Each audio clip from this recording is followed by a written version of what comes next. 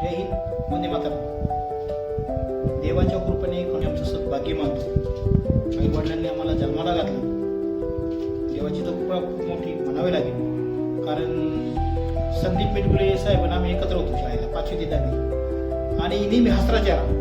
आणि सगळ्यात एक महत्त्वाची गोष्ट म्हणजे भरतीला जाताना आम्ही 10 जण गेलो होतो है ना. 10 जण गेलो. 10 पैकी मेटगुले साहेब आणि मी भरती झालो. खूप आनंदाची गोष्ट आहे. भरती झाल्यानंतर आम्ही रिटायर पण एकाच वेळेस झालो. मरता मरता बऱ्याच वेळा वाचलो.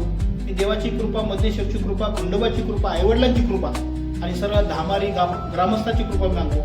सगळ्यात एक महत्त्वाची गोष्ट म्हणजे खरोखरच रिटायर नंतर पण आम्ही दोघं पण एन्जॉय करतो जिंदगीमध्ये. संदीप शेठचं पण स्वतःचं हॉटेल आहे. ते स्वतः बिझनेसमॅन आहे. खूप मोठी शेती आहे. फॅमिली बरोबर खूप सुंदर आहे. भाऊ पण त्याचा खूप चांगला आहे. आणि सांगायचं तात्पर्य म्हणजे काय, एक सैनिक कसा असावं याचं जिवंत उदाहरण धामारीमध्ये व तालुक्यामध्ये मी संदीप मेटगुले देऊ शकतो. कारण ज्यावेळेस माणूस भेटत त्यावेळेस तुम्ही हसरा चेहरा असतो आणि कोणाशी भांडण नाही, कोणाशी खंड नाही, काय नाही. एकदम साधा सिंपल सैनिक प्लस उद्योजक आणि प्लस सगळ्या गोष्टी सांभाळून घेणार. आणि सगळ्यात एक महत्त्वाची गोष्ट म्हणजे आम्ही पण कोकाटे सर आम्ही एकत्र सुट्ट्या केल्या. हे आम्ही पण देवाचे आभार मानतो. कारण कोकाटे सर आम्ही एकत्र सुट्ट्या केल्यानंतर आम्हाला किती यातना सहन करा आम्हाला स्वतःला माहिती आहे. आणि हे सगळ्यात महत्त्वाची गोष्ट म्हणजे हे सगळं झालं देवाच्या कृपेत झालं.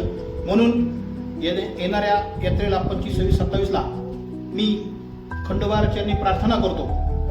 आपले जे काही भारतीय असतील, महाराष्ट्रातील जनता असेल, वीरपत्नी वीरमाता असतील, सर्वसामान्य जनता असेल, धामारीतील जनता असेल, यांचं भावी आयुष्य सुखाचं, समृद्धीचं आणि भरभराटीत जाऊ. आणि येणाऱ्या 2026च्या खूप खूप शुभेच्छा. सैनिक समाज पार्टी तर्फे थांबतो. जय हिंद, वंदे मातरम. थँक्यू.